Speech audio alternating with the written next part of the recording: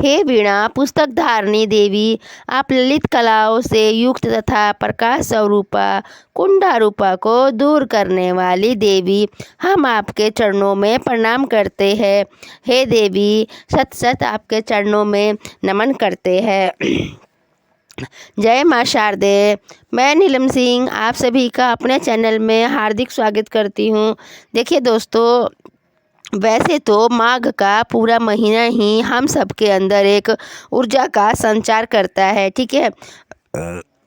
और देखिए, माघ के महीने में पड़ने वाले त्यौहार अति उत्तम होते हैं, ठीक है ना। क्योंकि देखिए, कहते हैं ना कि माघ के महीने में हम कोई भी नया त्यौहार उठा सकते हैं, कोई भी व्रत कर सकते हैं, ठीक है। तो माघ का जो महीना है वो बहुत ही अति उत्तम होता है। और त्योहारों में से एक त्यौहार ये भी होता है सरस्वती पूजा का, जो कि माँ शारदे विद्या की देवी, कला की देवी, संगीत की देवी को समर्पित होता है। देखिए, बसंत पंचमी का त्यौहार साल 2025 में माघ महीने में 3 फरवरी दिन सोमवार को मनाया जाएगा, ठीक है फ्रेंड्स। तो देखिए, इस दिन जो है ना, माँ सरस्वती की पूजा जो है विधि विधान से की जाती है। और माँ सरस्वती की पूजा करते समय पीले रंगों के वस्त्र, पीले रंगों का फूल और पीले ही फल माँ सरस्वती को चढ़ाया जाता है, ठीक है। क्योंकि ये बसंत पंचमी भी है और सरस्वती पूजा भी है, तो सरस्वती माता जी को पीले ही फूल, पीले रंग के वस्त्र और पीले रंग के फल आदि चढ़ाए जाते हैं, ठीक है। और हवन आदि भी किया जाता है। और बसंत पंचमी के पूजा में ना, कहते हैं ना कि जब तक माँ सरस्वती की कथा ना सुनी जाए तो सरस्वती जी की पूजा संपूर्ण नहीं मानी जाती है, ठीक है। क्योंकि ये पूजा जो है अधूरी रह जाती है। तो इसीलिए पूजा करने के बाद में जो भी विद्यार्थी है, जो स्कूल पढ़ने वाले बच्चे हैं, तो आप लोग इसकी कथा ज़रूर सुनिएगा, ठीक है। तो आज का हमारा जो ये वीडियो है माँ सरस्वती की कथा के ऊपर ही है, तो आप लोग वीडियो पूरा देखिएगा। और देखिए फ्रेंड्स, कथा को आप बीच में छोड़ करके मत जाइएगा, ठीक है। क्योंकि देखिए, कथा पूरी ही सुननी चाहिए, कथा कभी आधा अधूरा छोड़ करके नहीं जाना चाहिए। तो प्लीज़ फ्रेंड्स, आप लोग वीडियो को पूरा देखिएगा और कथा को पूरा ज़रूर सुनिएगा, ठीक है। तो चलिए, आप लोगों को ज़्यादा समय ना बर्बाद करते हुए, ज़्यादा टाइम ना घिसते हुए हम इस कथा को शुरू करते हैं और आप लोग कथा ज़रूर सुन। तो चलिए कथा को शुरू करते हैं। पौराणिक कथा के अनुसार सृष्टि के प्रारंभ में जब भगवान विष्णु जी ने जीवों की रचना की और ख़ास तौर पर मनुष्य की रचना की थी, लेकिन उस समय भगवान श्री ब्रह्मा जी अपने रचना से संतुष्ट नहीं थे, ठीक है। उन्हें ऐसा लगता था कि कुछ तो कमी रह गई है, जिसके कारण चारों ओर मौन ही मौन छाया रहता है। तब श्री ब्रह्मा जी ने इस समस्या के निवारण के लिए अपने कमंडल से जल लेकर अपने अंजुरी में भरा और फिर उस जल को छिड़क कर भगवान श्री हरि विष्णु जी की स्तुति की। ब्रह्मा जी के आवाहन से भगवान श्री हरि उनके सामने प्रकट हो गए। तब ब्रह्मा जी ने भगवान श्री हरि से प्रार्थना की और कहा, हे प्रभु, मैंने सृष्टि की रचना तो कर दी है, लेकिन चारों ओर केवल मौन ही मौन छाया हुआ है। इसके लिए आप ही बताइए कि मुझे क्या करना चाहिए। तब भगवान श्री हरि ने आदि शक्ति माँ जगदम्बा का आवाहन किया, जिसके बाद में माँ दुर्गा वहाँ पर उसी क्षण प्रकट हो गई। तब श्री हरि ब्रह्मा जी की और श्री हरि इस संकट को दूर करने का निवारण बताया। ब्रह्मा जी और श्री हरि ने बातों को सुनकर आदिशक्ति माँ दुर्गा के शरीर से श्वेत रंग का एक भारी तेज उत्पन्न हुआ, जो कि एक दिव्य नारी के रूप में परिवर्तित हो गया। और ये स्वरूप एक चतुर्भुजी सुंदर स्त्री का था, जिसके एक हाथ में वीणा और दूसरे हाथ में वन मुद्रा थी। अन्य दोनों हाथों में पुस्तक और माला थी। आदि शक्ति माँ दुर्गा के शरीर से उत्पन्न होने के कारण ही देवी नौ वीणा का मधिर नाद किया, जिसे संसार के सभी जीव जंतु और वाणी प्राप्त हो गए। संसार के सभी जीव जंतु और वाणी प्राप्त हो गए, यानी कि जब जीव जंतुओं को आवाज़ प्राप्त हो गई, जल धारा में कोलाहल प्राप्त हो गया, हवा के चलने से सरसराहट होने लगा, जिस तरह समस्त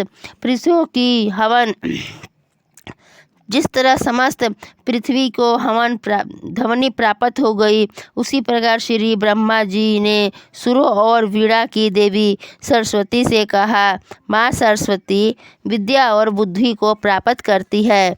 बसंत पंचमी के दिन प्रकट हुई थी, इसीलिए इनका जन्म दिवस मनाया जाता है। ठीक है। और फिर देखिए, उनसे विद्या और बुद्धि का आशीर्वाद प्राप्त किया जाता है। माघ मास के शुक्ल पक्ष तिथि को, यानी कि प्रातःकाल स्नान आदि से निर्वित होकर स्वच्छ पीले वस्त्र धारण करना चाहिए। इसके बाद एक चौकी पर साफ पीले वस्त्र बिछाकर सरस्वती जी की स्थापना की जाती है। माँ को आज के दिन विशेष रूप से पीले या फिर सफ़ेद रंग के फूल अर्पित किए जाते हैं। चंदन से तिलक कर माँ को पीला वस्त्र अर्पित करते हैं। साथ ही हल्दी और लगे पीले अक्षत, पीले बूंदी या फिर चावल या फिर पीले लड्डुओं का भी भोग लगा सकते हैं। माँ सरस्वती की वंदना करके मंत्रों और जापों का मंत्रण किया जाता है। उसके बाद में कथा सुनी जाती है। इस दिन जो भी विद्यार्थी शिक्षा जो भी जुड़े हैं या फिर अपनी शिक्षा से संबंधित चाहे कोई भी विद्यार्थी हो, तो अपने पेन, किताब, कलम आदि फिर या जो भी संगीत से जुड़े हैं, उन्हें अपने वाद्य यंत्र या जो भी इंस्ट्रूमेंट है, म्यूजिकल इंस्ट्रूमेंट है या हारमोनियम है, गिटार है, वीणा है, आप उनकी पूजा जरूर कीजिएगा। ठीक है। आज के दिन आवश्यकता पड़े तो कहते हैं कि माँ सरस्वती के आशीर्वाद से खासकर बसंत पंचमी के दिन सदा जीवन में सफल होने का और आपने जो भी लक्ष्य किया है उन्हें पुनः पूरा करने का आशीर्वाद प्राप्त होता है। इसीलिए यदि आप संभव हो तो आज के दिन जो भी छोटे बच्चे हैं उनके हाथों से माँ सरस्वती की पूजा करवानी चाहिए। माँ सरस्वती को पीले फूल अर्पित करने से तथा उन्हें भोग लगाना चाहिए। आप यह तो बसंत पंचमी के दिन व्रत भी रख सकते हैं। व्रत रखने वाले भक्त आज के दिन निराहार रहकर ही व्रत रखना चाहिए और व्रत की कथा अवश्य सुननी चाहिए। माँ सरस्वती की पूजा करने से पहले भगवान गणेश की पूजा की जाती है। साथ ही समस्त शिव परिवार श्री हरि ब्रह्मा जी की भी पूजा करनी चाहिए, उनका भी स्मरण करना चाहिए, क्योंकि बसंत पंचमी का दिन होता है, चारों ओर हरियाली छाई होती है। इसीलिए आज के दिन अपने घर में आसपास अपने घर के किसी भी पेड़ पौधों को नहीं उखाड़ना चाहिए और ना ही काटना चाहिए। यानी कि आज के दिन ऐसा कोई भी कार्य ना करें जिससे प्रकृति का कोई भी नुकसान हो। तो देखिए, सफ़ेद या पीले रंग के वस्त्र धारण करने चाहिए। गृहस्थ लोगों को ब्रह्मचर्य का पालन करना चाहिए और बसंत पंचमी के दिन किसी भी प्रकार के मांस, मंदिरा, तामसिक भोजन से दूर रहना चाहिए। बसंत पंचमी के दिन माँ सरस्वती की पूजा करने के साथ ही अपने सामर्थ्य के अनुसार जो भी आवश्यकता हो, आज के दिन आप शिक्षक से जुड़ी वस्तुओं का दान कर सकते हैं, चाहे वो किसी की कॉपी किताब हो या जो भी आपका सामर्थ्य हो, उसके हिसाब से आप दान कर सकते हैं। ऐसा करने से माँ सरस्वती प्रसन्न होती है।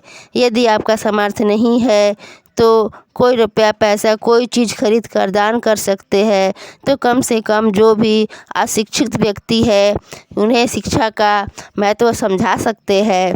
उन्हें शिक्षा की प्राप्ति का जिज्ञासा कर सकते हैं। जैसे कि उन्हें हम बता सकते हैं कि हाँ, पढ़ाई लिखाई करना चाहिए, ठीक है।